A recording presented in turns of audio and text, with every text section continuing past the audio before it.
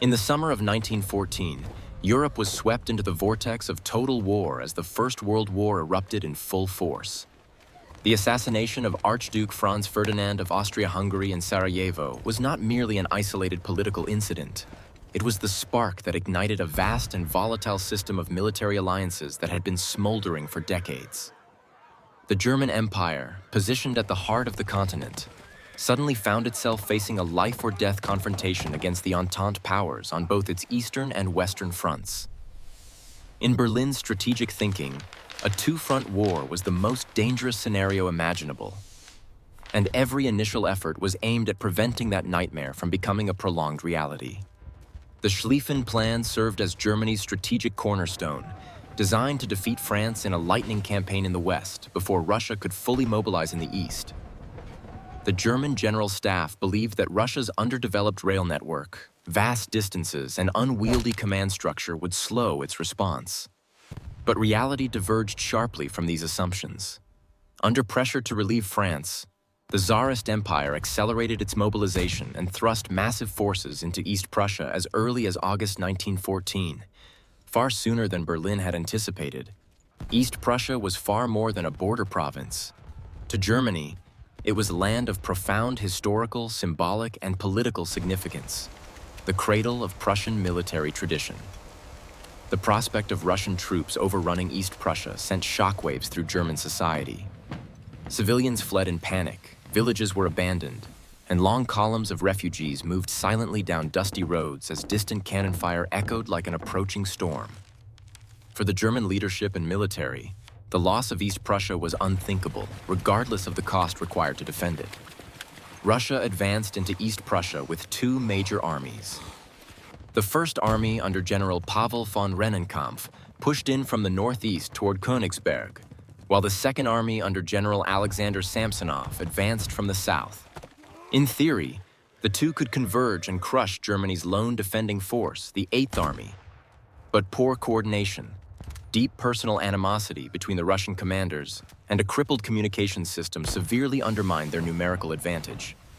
By late August 1914, the Germans, now under their new high command, Field Marshal Paul von Hindenburg and Chief of Staff Erich Ludendorff, struck a decisive blow against Samsonov's Second Army at Tannenberg.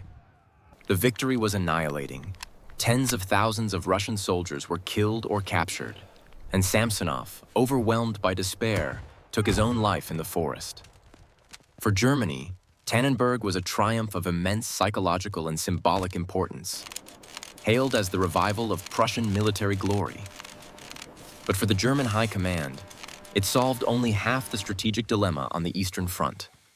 Rennenkampf's First Army remained intact in both strength and organization. It still occupied territory in eastern and northeastern East Prussia and posed a constant threat to the entire region.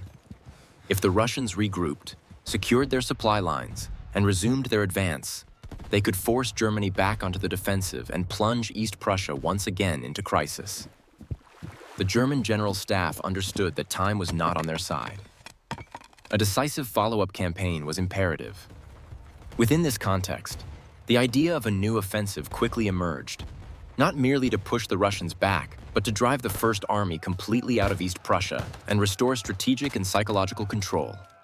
The chosen battleground was the Masurian Lakes region, a sprawling landscape of interconnected lakes, dense forests, marshes, and narrow, difficult roads. This terrain was long considered East Prussia's natural shield, but it could just as easily become a deadly trap for any army lacking tight coordination. Militarily, Masuria offered Germany clear advantages: centralized command, rapid mobility, and the ability to redeploy forces efficiently using its internal rail network. For the Russians, however, the region magnified their deepest weaknesses: overextended supply lines, incomplete maps, slow communications, and severe difficulty maneuvering large formations across complex terrain. This stark contrast made Masuria the place where the fate of the East Prussian campaign could be determined in a matter of days. In early September 1914, as thick fog drifted over the still waters of the Masurian Lakes and the silent forests waited for the coming storm, both sides stood on the brink of a major clash. For Germany, it was a fight for homeland honor and national pride. For the Russian Empire, it was an effort to assert the strength of a vast nation and maintain strategic pressure on the Western enemy. No soldier, German or Russian, could have foreseen that in just a few days, this seemingly peaceful landscape would erupt into a brutal battlefield, marked by cannon fire, chaotic retreat, and the harsh judgment of modern war on human destiny.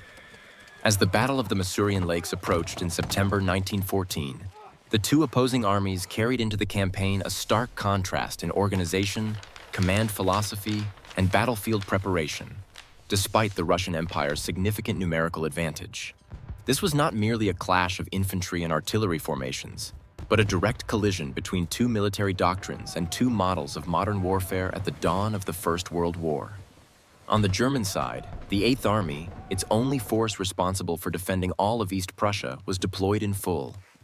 After its triumph at Tannenberg, the army was reinforced both structurally and in morale, with an estimated strength of over 200,000 men, consisting of frontline infantry corps, Landwehr reserve formations, reconnaissance cavalry, and a tightly organized artillery system. Although smaller in number than its opponent, the Germans enjoyed overwhelming advantages in mobility, unified command, and experience operating in the difficult terrain of the region. Supreme command of the Eighth Army rested with Field Marshal Paul von Hindenburg, recently recalled from retirement and rapidly becoming a national icon. Yet the true operational mind behind the army was Chief of Staff Erich Ludendorff, a hardened infantry officer known for his decisiveness, iron discipline, and ability to make rapid judgments under extreme pressure. Supporting them was Colonel Max Hoffmann, the staff officer whose deep understanding of the Russian military made him a key architect in intelligence analysis, encirclement strategy, and the exploitation of Russian weaknesses. The Germans entered the battle with strong logistical preparation and reliable communications. East Prussia's internal railway system allowed rapid redeployment of entire corps from one sector to another, granting the Germans a decisive edge in concentrating force at critical points. Telegraph and wireless networks functioned efficiently, enabling headquarters to maintain close control over units in combat. German infantry were armed with the Mauser-Gewehr 98 rifle, Maxim MG-08 machine guns, 77mm field guns, and a number of heavier artillery pieces capable of long-range suppression, especially valuable in the forested and marshy Masurian terrain. Facing them was Russia's First Army under General Pavel von Rennenkampf, a massive force estimated at 220,000 to 250,000 men. It was one of the main armies of the Tsarist Empire, still largely intact despite the catastrophe at Tannenberg, as it had not engaged directly in that battle. Rennenkampf, a seasoned cavalry officer with combat experience in the Russo-Japanese War, was known for his toughness but criticized for rigidity and lack of operational flexibility at the scale demanded by modern warfare. Organizationally, the First Army comprised multiple infantry corps, strong cavalry forces, and substantial artillery. Yet size came with inherent limitations. Russia's command structure was decentralized, decision-making was slow, and orders depended heavily on higher-level directives. Communications relied primarily on landline telegraphy and couriers, systems easily disrupted by complex terrain and enemy fire. More critically, Russian reconnaissance and information security remained dangerously inadequate, allowing many operational orders and deployment plans to fall into German hands. Russian infantry carried Mosin-Nagant rifles, durable weapons but inferior in rate of fire and handling compared to the German Mausers. Though Russia possessed large numbers of artillery pieces, coordination between infantry and artillery was often poor, especially in situations requiring rapid response. Their logistical system, stretching deep into the Russian interior, struggled along underdeveloped roads, making the delivery of ammunition, food, and medical supplies slow and unreliable. In preparing for the campaign, Rennenkampf and his staff believed the Germans had been severely weakened by recent battles and were now on the defensive. This assumption fostered a degree of overconfidence in the Russian deployment. Russian corps were spread across a long front with the aim of maintaining pressure on East Prussia while being ready to advance whenever opportunity arose. But this wide deployment created dangerous gaps between corps, particularly in the forests and lake region of Masuria, where mutual support became extremely difficult. By contrast, the Germans prepared for the battle with a proactive mindset and a clear strategic objective. Hindenburg and Ludendorff did not seek a grinding frontal battle, but aimed for partial encirclements, to sever Russian lines of withdrawal and drive their formations into disarray. Their operational plans were detailed, exploiting terrain, concentrating firepower at decisive points, and using superior mobility to strike the Russian flanks and rear. As the first days of September 1914 unfolded, the two massive armies faced one another across the Masurian lakes, each bearing its own hopes, fears, and calculations. The Germans, fewer in number but cohesive and disciplined, prepared for a decisive blow to defend their homeland. The Russians, larger but cumbersome and dispersed, entered the campaign convinced that numbers alone could secure victory. From this stark contrast, one of the most brutal and decisive battles of the war's opening phase began to take shape, an arena where every strength and every flaw, whether carefully crafted or fatally overlooked, would soon be tested in fire and blood. In early September 1914, as the Battle of the Masurian Lakes officially began, the battlefield took shape with a sense of urgency and tension unlike anything seen before. After Tannenberg, Germany's Eighth Army allowed itself neither rest nor passive defense. Instead, Hindenburg and Ludendorff intended to strike immediately. While Russian morale was still shaken and their command system had yet to recover from the strategic shock it had suffered. The goal of the opening phase was not to annihilate Russia's First Army outright, but to force it into confusion, compel it into a disadvantageous retreat, and drive it out of East Prussia under the worst possible conditions. The Germans launched the campaign by rapidly and discreetly repositioning their forces. Entire corps were shifted via the internal railway network from southern and central East Prussia to the north and northeast, forming a strategic arc aimed at the right flank and rear of the Russian army. Meanwhile, cavalry and reconnaissance units pushed forward to probe Russian positions, seize key road junctions, and sever communications between Russian corps. These movements occurred under a veil of relative silence, hidden by the thick forests and interlocking lakes of the Masurian region. On the Russian side, Rennenkampf's First Army maintained a wide deployment, with its corps stretched along the lakes and main roads leading deeper into East Prussia. Russian command believed that after its heavy losses in previous engagements, the German army lacked the strength to launch a major offensive so soon. This assumption led to insufficient defensive measures and a dangerous lack of vigilance regarding the possibility of encirclement. Russian units continued marching in extended columns, heavily dependent on supply lines that were already strained. The first clashes erupted in the early days of September, along the southern and western edges of the Masurian Lakes. German forces launched probing attacks on Russian outposts, using field artillery to pin them down and force them to reveal their positions. For soldiers at the front, this was the moment when modern war revealed its true form. Shells screaming through the trees, earth and water erupting along the lake shores, and machine gun bursts sweeping narrow forest paths where Russian infantry advanced in open ranks. Though not yet decisive, these initial engagements inflicted meaningful losses and rattled morale on both sides. The Russians responded by forming local defensive lines, attempting to hold key positions to delay the German advance. However, lacking accurate information on German strength and direction, many Russian units found themselves fighting alone, receiving little or no timely support from neighboring corps. Orders from higher command arrived late, sometimes contradictory, forcing frontline officers to make their own decisions under near impossible conditions. Meanwhile, the Germans executed a systematic campaign of striking the Russian flanks and rear. Infantry units advanced quickly under tight artillery support, capturing high ground, narrow causeways, and bridges that connected the lakes. Each captured point held more than tactical value. It tightened the encirclement forming around Russia's First Army.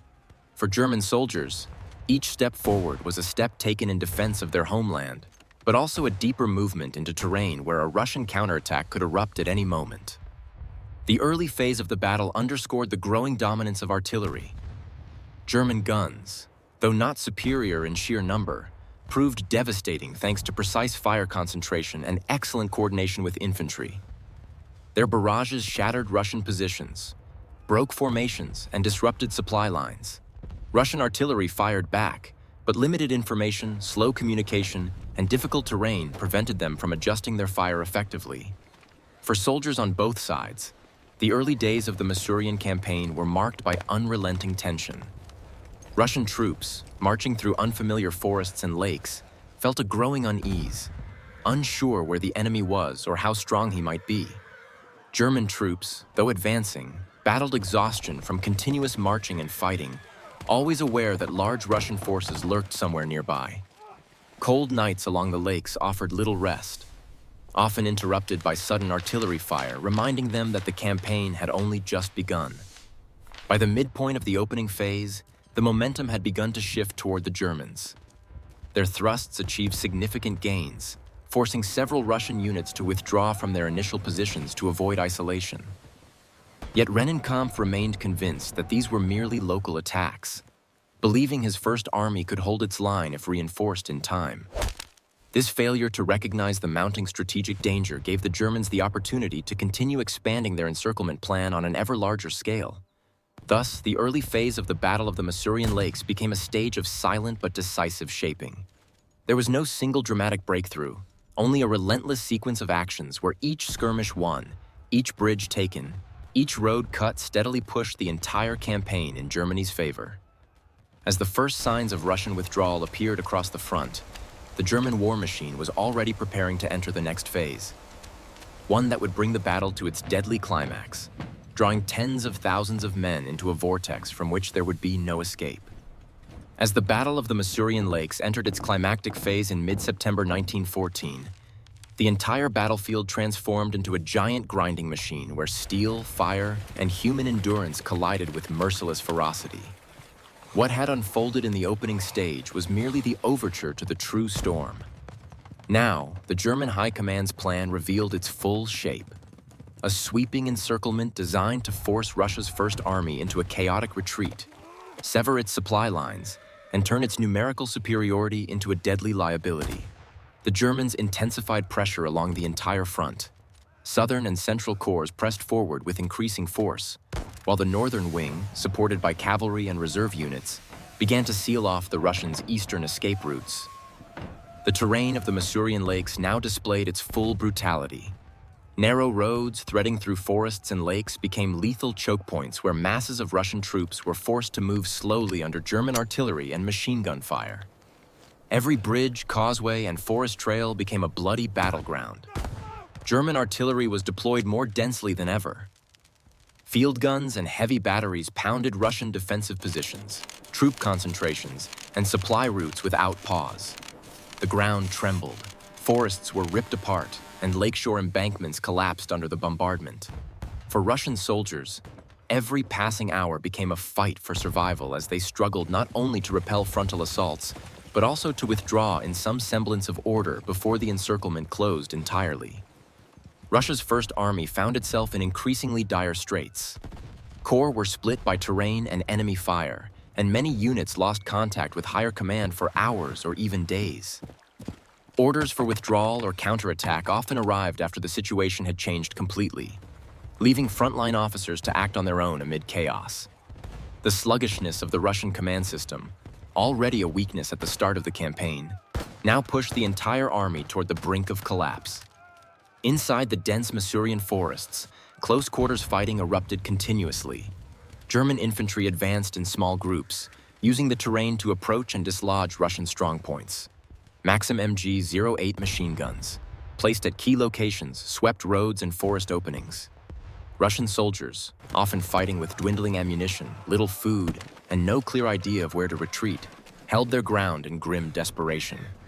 Assaults took place under sheets of gunfire, leaving the forest floor littered with bodies and shattered equipment. The climax of the battle lay not only in the intensity of the firepower, but also in the gradual collapse of order within the Russian ranks.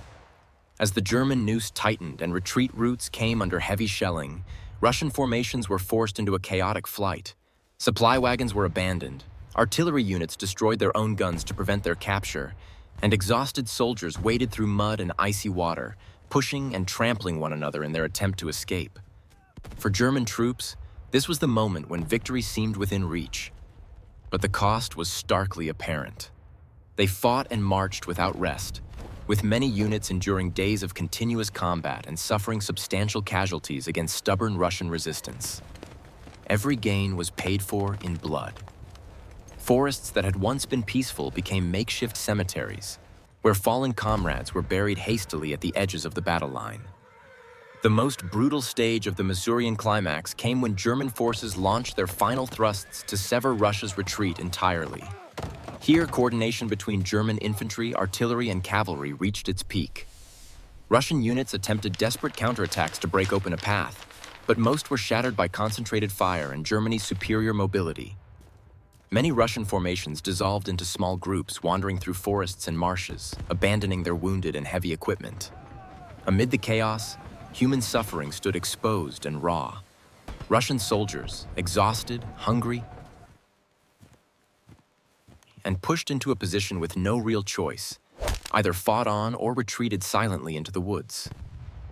German soldiers, though in the role of attackers, were not immune to the horror of modern industrial warfare unfolding before them.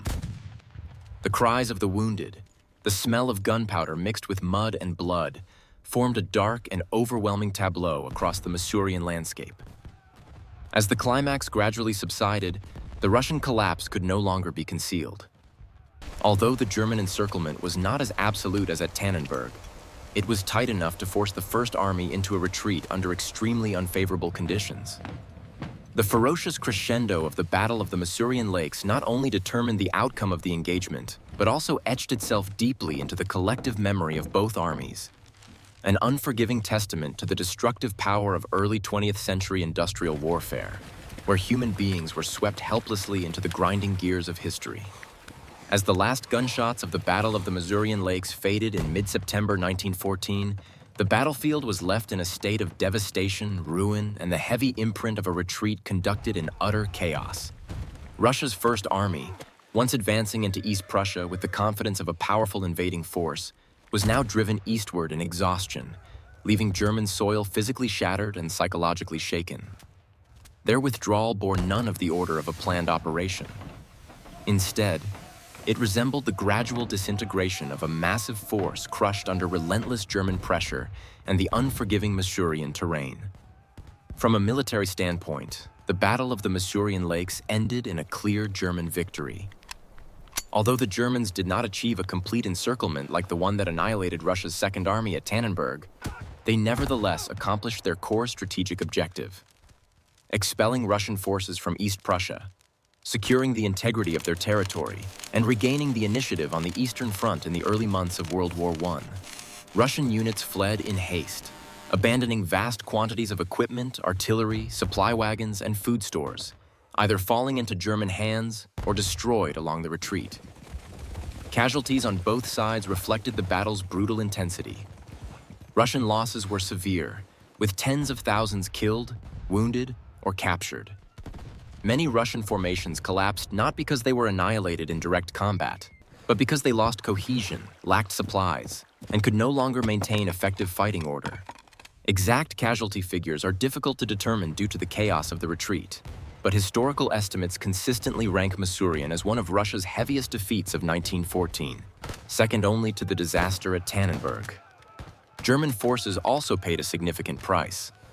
Thousands of German soldiers fell during the continuous assaults through dense forests, swamps, and fiercely defended Russian positions. Unlike the Russians, however, German losses occurred under a command system that remained intact, coordinated, and capable of reinforcing itself. Survivors left the battlefield with a sense of triumph, yet burdened by haunting memories of the sheer brutality of modern war, where no trace of romanticism or lasting glory could be found. In terms of command, the Masurian campaign further elevated the reputations of Field Marshal Paul von Hindenburg and his Chief of Staff, Erich Ludendorff. To the German public, they became the saviors of East Prussia, embodiments of military competence and national resolve. The victory was widely celebrated in wartime propaganda, helping cement Hindenburg's status as a national hero, a symbolic figure who would hold enormous influence over German politics in the years after the war. The campaign also underscored the effectiveness of Germany's centralized command, rapid rail mobility, and mastery of terrain.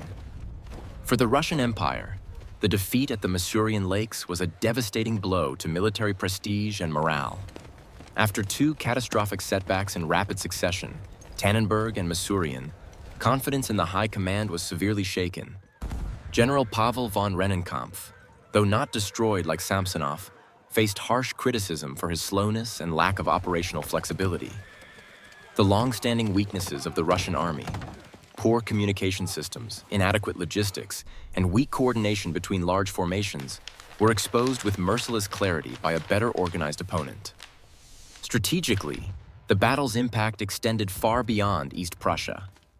Russia's forced retreat compelled its high command to revise operational plans and adopt a more cautious defensive posture on the Eastern Front in the following months.